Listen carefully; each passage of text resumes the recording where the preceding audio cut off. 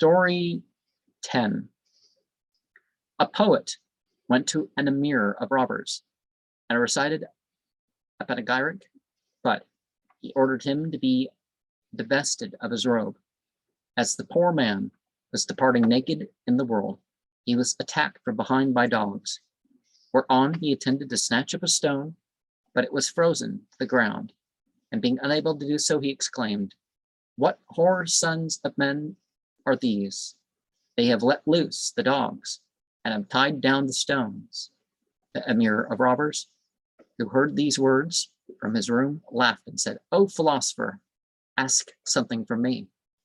He replied, "I ask for my robe, if thou wilt make me a present of it. We are satisfied of thy gift by departure.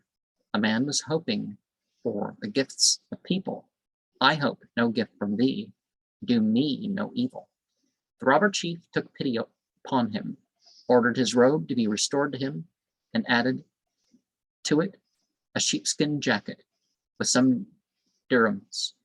Now, I don't know the plural for that type of money, but yeah. Even people who have wronged you